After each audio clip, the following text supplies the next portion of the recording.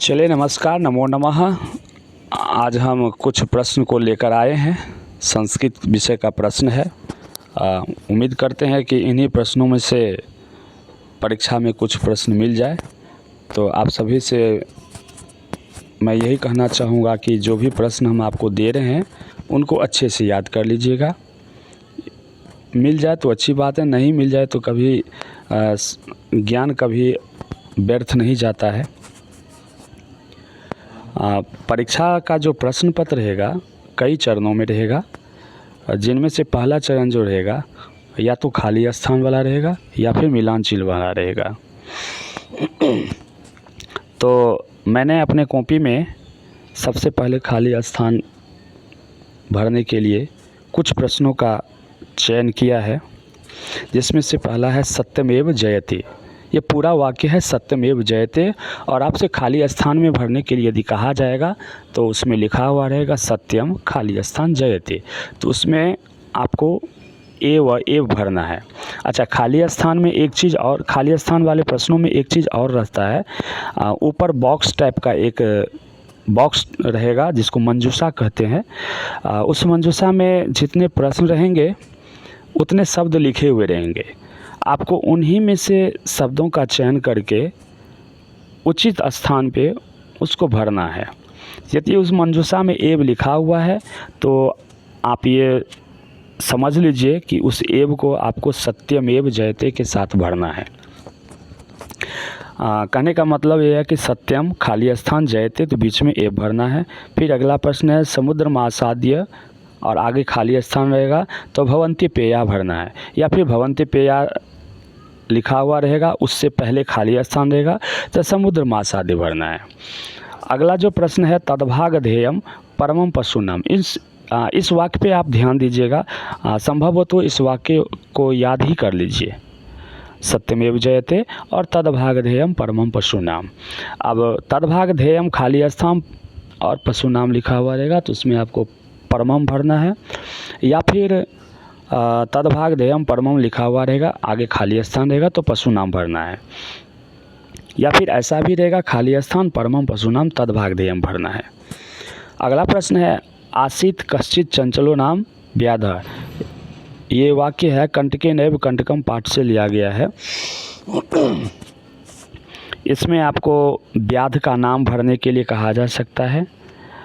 ये आसित जो शब्द है ये आगे पीछे रह सकता है, ऐसा भी लिखा हुआ रहेगा कश्चित खाली स्थान व्याधः आसीत, यानी कश्चित चंचलो नाम व्याधः आसीत। अगला प्रश्न है संपूर्ण विश्व खाली स्थान चर्चा श्रूयते, तो डिजिटल इंडिया चर्चा श्रूयते। अगला प्रश्न है गृहम शून्यम सुताम बिना। ये शीर्षक का नाम ही है गृहम शून्यम सुताम बिना, तो गृहम शून्यम लिखा हुआ रहेगा खाली स्थान और बिना, तो इसमें सुताम भरना है। या फिर ऐसा भी रह सकता है गृहम खाली स्थान सुताम बिना, तो इसमें शून्यम भरना है। दोनों ही परिस्थितियों में जो भी रहे वाक्य याद रहेगा तो आप आसानी से खाली स्थान भर लेंगे। अगला है सह यथा चिंतयति तथा आचरति। अब ये प्रश्न भी दो चरणों में पूछा जा सकता है। या तो ऐसा भी लिखा हुआ रहेगा कि सह खाली स्थान चिंतयति तथा आचरति, तो उसमें यथा भरना है, या फिर ऐसा भी लिखा हुआ रह सकता है सह यथा चिंतयति खाली स्थान आचरति, यानी उसमें तथा भरना है। तथा के स्थान में यदि तथैव रहे तो आप उसमें तथैव भी भर सकते हैं। त्वम विद्यालयम चल, त्वम खाली स्थान चल, यानी त्वम विद्यालयम चल, या फिर त्वम खाली स्थान चल पुस्तकालयम चल, त्वम खाली स्थान चल गृहम चल। ये आपको और मंजूषा में जो शब्द दिया हुआ रहेगा तो उसमें से चयन करके भरना है। और ध्यान रखिएगा कि द्वितीय विभक्ति से युक्त शब्द ही भरना है इस वाले वाक्य में। अगला है राष्ट्रीय अनुरक्तिम विधेहि। चल चल विधेहि चरणम वाला पाठ है, श्रीधर भास्कर वर्णेकर महोदय ने जो लिखा है उन्हीं पाठ में से लिया गया है, राष्ट्रीय खाली स्थान विधेहि यानी अनुरक्तिम विधेहि।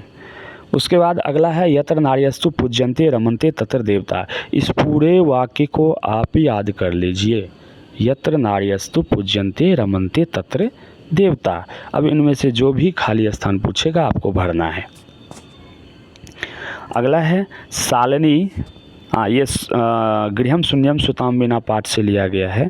सालनी खाली स्थान पितृगृहम आगच्छति, तो ग्रीष्मावकाशे आगच्छति।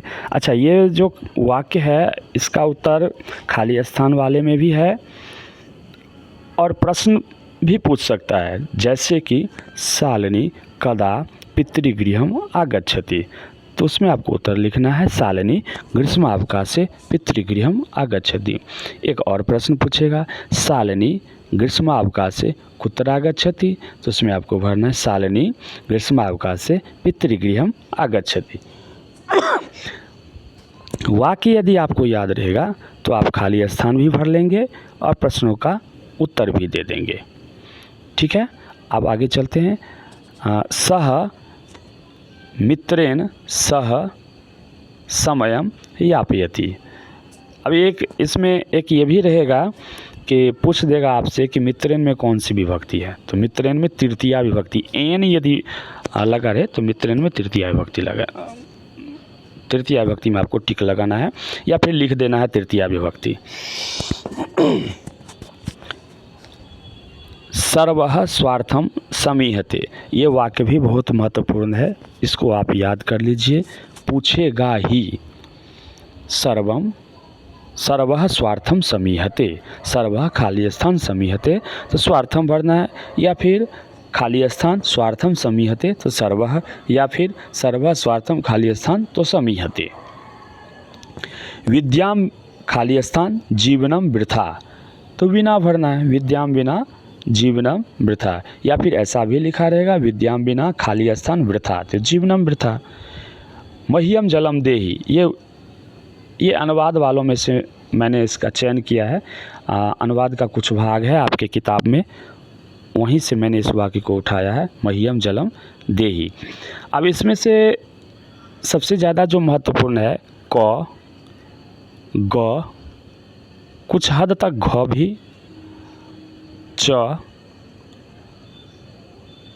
झ, य, ट और अंग ड और ढ, इन सभी वाक्य को मैं तो कहूँगा कि आप याद ही कर लीजिए। ये सभी वाक्य प्रश्न के उत्तर देने में भी है और खाली स्थान भरने में भी रहेगा। अब आगे चलते हैं मिलान चिन्ह वाले में।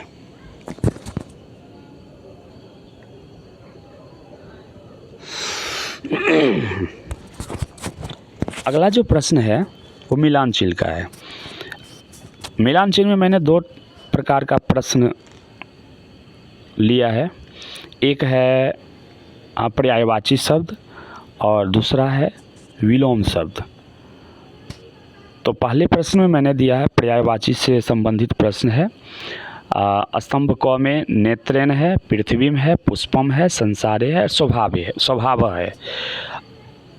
स्तंभ क के पर्यायवाची स्तंभ ख में कहाँ कहाँ लिखा हुआ है उसको उनसे मिलाना है। जैसे नेत्रेण, तो नेत्र का पर्यायवाची क्या होता है, तो चक्षुषा, तो चक्षुषा से मिलाना है। पृथ्वी का पर्यायवाची वसुंधरा है, तो वसुंधराम से मिलाना है। पुष्पम का पर्यायवाची कुसुमम है, तो कुसुमम से मिलाना है। संसारे का पर्यायवाची शब्द जगति है, तो जगति से मिलाना है। स्वभाव का पर्यायवाची शब्द प्रकृति है, तो प्रकृति से मिलाना है। ख में एक बात का ध्यान रखिएगा कि एक अतिरिक्त ऑप्शन दिया हुआ है, तो जो बच जाएगा उसको छोड़ देना है, ऐसा नहीं कि उसे भी किसी और से मिला दें। यदि मिलाते हैं तो आपका गलत भी हो सकता है, प्रश्न का उत्तर गलत माना जा सकता है। 5 ठो है तो 5 यदि पूछा है तो 5 से ही मिलाना है, छठे शब्द को उसमें जोड़ना नहीं है, इस बात का ध्यान रखना है। अगला है विलोम शब्द वाला।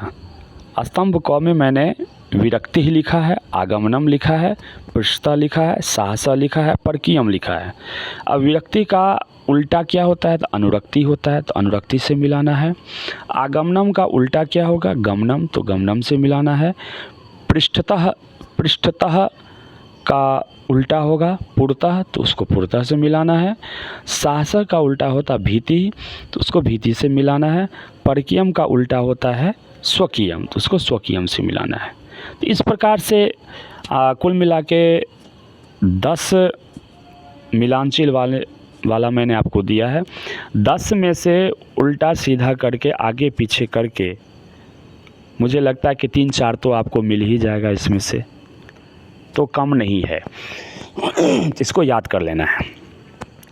आगे है तीसरा चरण जो रहेगा, या चौथा चरण भी कह सकते हैं। या तो किताब का जो पाठ है उनमें से कुछ प्रश्न रहेंगे और उसका उत्तर आपसे पूछा जाएगा, या फिर अनुवाद पूछा जाएगा, या फिर दोनों पूछा जा सकता है। तो मैंने कुछ चुनिंदा अनुवादों का संग्रह किया है, हो सकता है कि इसमें से एक आध ठो मिल जाए या इसी पे आधारित रहे। छोटा छोटा वाक्य मैंने आप लोगों को बनाना सिखाया है और आप लोग बनाते भी हैं, तो ये ज़्यादा कठिन वाक्य नहीं है, 1-2 को छोड़कर। वे सब जैसे हम पढ़ते हैं अहम पठामि, तुम पढ़ते तुम पठसी, वह पढ़ता है सह पठती, वे पढ़ते हैं ते पठंती। तो यहाँ पे वे सब पढ़ते हैं ते पठंती। अब इसी में एक चीज़ और जोड़ देगा, वे सब पढ़ते हैं ते पठंती हुआ, तो वे सब क्या पढ़ते हैं, तो वे सब किताब पढ़ते हैं। तो ते पुस्तकम पठंती। और क्या पढ़ सकते हैं, अंग्रेजी पढ़ सकते हैं, गणित पढ़ सकते हैं, संस्कृत पढ़ सकता है, विज्ञान पढ़ सकते हैं। हाँ, ते विज्ञानम पठंती, ते संस्कृतम पठंती, हाँ फिर ते आंग्ल भाषा पठंती। ये सब आप जोड़ जोड़ के लिख सकते हैं।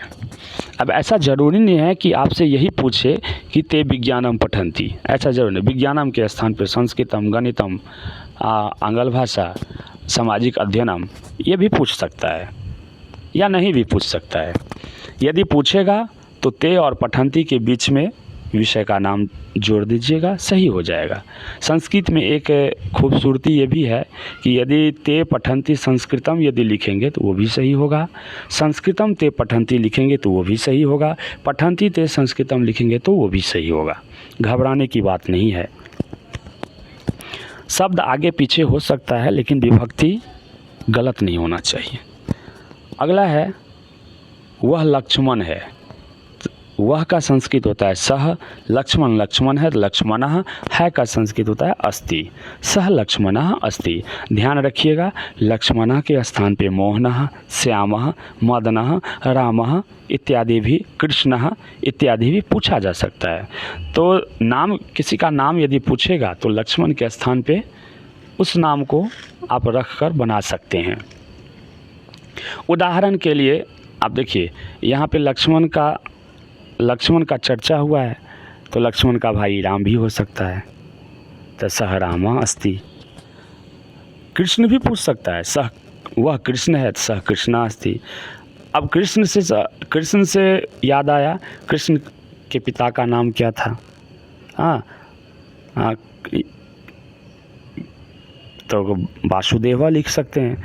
हाँ, तो ऐसा भी लिख सकते हैं, कृष्ण वासुदेव के पुत्र थे, तो कृष्णः वासुदेवस्य पुत्रः आसीत्। वैसे ही लक्ष्मण कौन थे? तो दशरथ के पुत्र थे, लक्ष्मणः दशरथस्य पुत्रः आसीत्।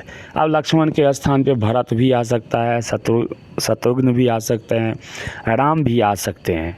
हाँ, तो ये अदला बदली हो सकता है, लेकिन चारों भाई दशरथ के ही पुत्र थे तो दशरथ ही रहेगा। कृष्ण यदि आएगा तो दशरथ के स्थान पे वासुदेवस्य हो जाएगा। अगला प्रश्न है, आज शिक्षक दिवस है। आज का संस्कृत अद्य होता है, ये अव्यय पद है, इसका भी ध्यान रखिएगा। परीक्षा में आपसे पूछ सकता है कि अद्य कौन सा पद है, तो अद्य अव्यय पद है, ये ध्यान रखिएगा। आज का संस्कृत होता है अद्य शिक्षक दिवसः, अद्य शिक्षक दिवसः अस्ति। अब शिक्षक दिवस के स्थान पे आपसे ये भी पूछ सकता है गणतंत्र दिवस, आज गणतंत्र दिवस है। अद्य गणतंत्र दिवसः अस्ति, आज स्वतंत्रता दिवस है। अद्य स्वतंत्रता दिवसः अस्ति, आज सोमवार है। अद्य सोमवासर, जितनी भी दिन है उस सभी दिनों का नाम लिखते हुए वासरः लिखेंगे। अद्य सोमवासरः अस्ति, है का संस्कृत आप लोगों को मालूम है ही। अद्य मंगलवासरः अस्ति। इसी प्रकार के जो भी दिन पूछा जाएगा वासरः लगा के आप है का संस्कृत लिख देंगे अस्ति। हाँ, एक चीज़ और, अद्य के स्थान पे कल भी पूछ सकता है। तो अद्य का संस्कृत होता है आज, और आने वाला कल का संस्कृत होता है स्वः, और बीता हुआ कल का संस्कृत होता है ह्यः। तो इसको ध्यान रखिएगा।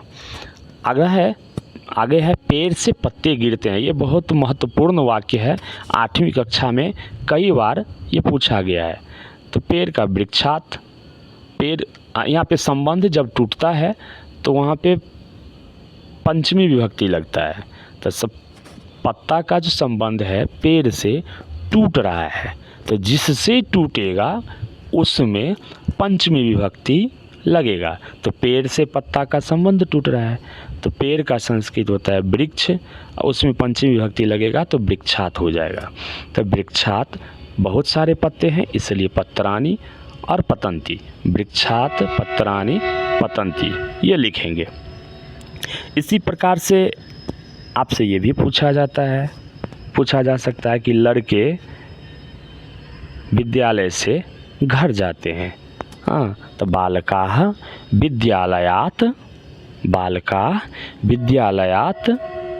गृहं गच्छन्ति। बालकाः विद्यालयात् गृहं गच्छन्ति। अब लड़का के स्थान पे लड़की भी पूछ सकता है। लड़कियाँ, ये बहुत सारी लड़कियाँ भी हो सकती है।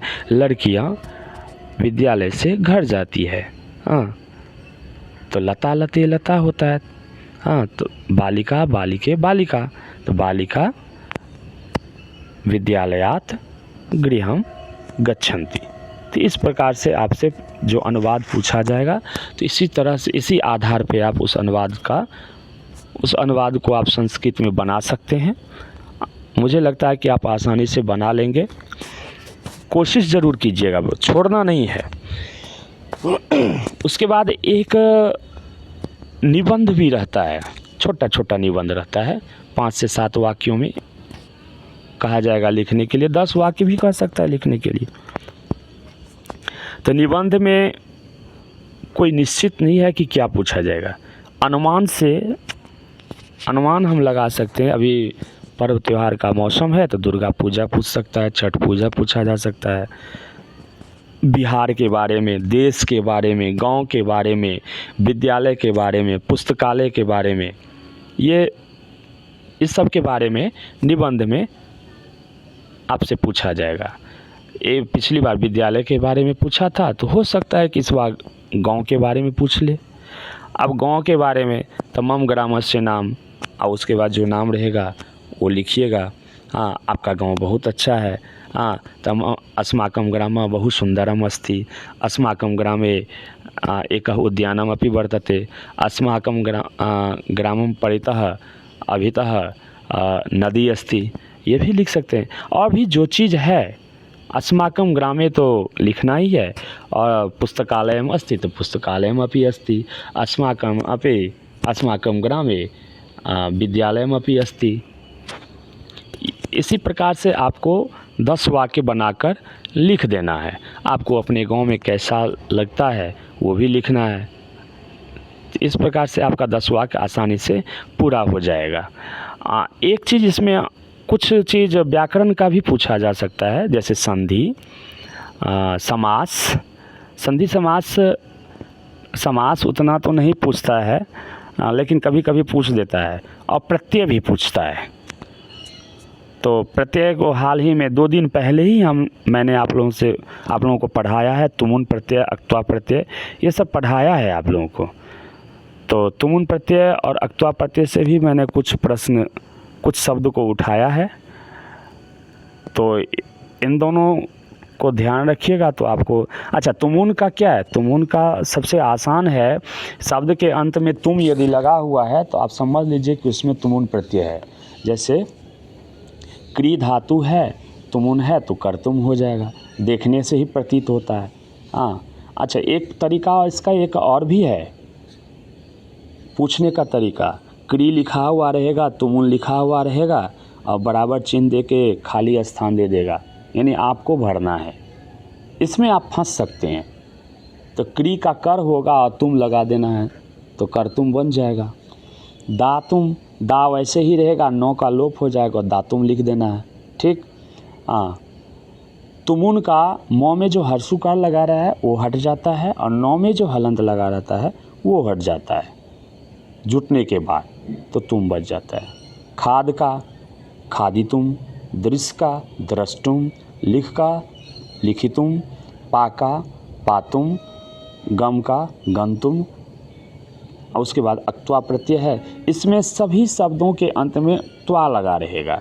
जैसे क्री अक्त्वा कृत्वा, दा अक्त्वा दत्वा, खाद अक्त्वा खादित्या, दृश्य अक्त्वा दृष्ट्वा, गम अक्त्वा गत्वा। और दूसरा तरीका ये भी हो सकता है कि क्री तो लिखा हुआ रहेगा और खाली स्थान रहेगा और फिर कर्तुम लिखा हुआ रहेगा। तो तुम कर्तुम यदि लिखा हुआ है तो खाली स्थान में आपको तुमुन प्रत्यय भर देना है। हाँ, इसमें कोई संकोच नहीं करना है।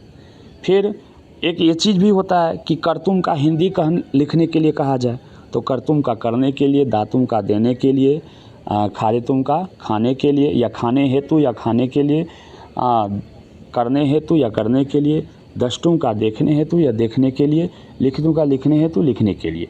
इस प्रकार से आप लिख लीजिएगा, के लिए लगाकर या हेतु लगाकर। वैसे ही अक्त्वा प्रत्यय में क्री है, अक्त्वा है, कृत्वा, दा है, अक्त्वा है, दत्वा, खाद है, अक्त्वा है, खादित्वा। और इसका यदि हिंदी कहता है लिखने के लिए तो करके, देकर, कर दे, या करके, फिर देकर, खाकर, देखकर, जाकर, उपविशित्वा उठकर, उपविशित्वा बैठकर, ये सब आपको भर लेना है। भर आसानी से हो जाएगा। आप लोगों ने बनाया भी है और कई बार सही भी बनाया है। सही बनाया है तो उम्मीद है कि सही लिख लेंगे आप लोग।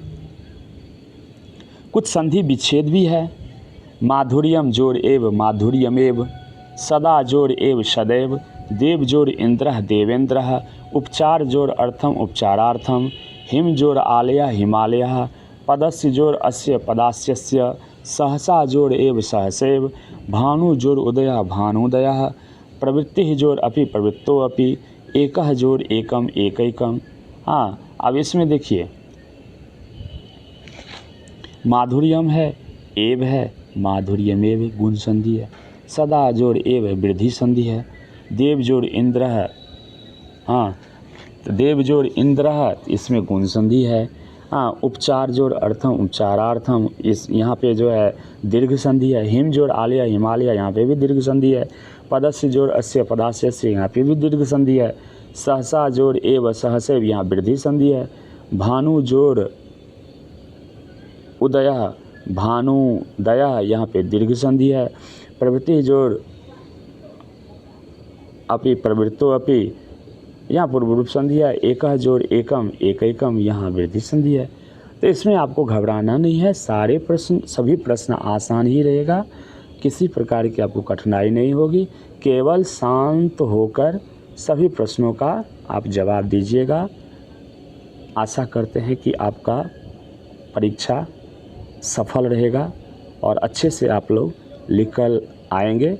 घबराना है। धन्यवाद।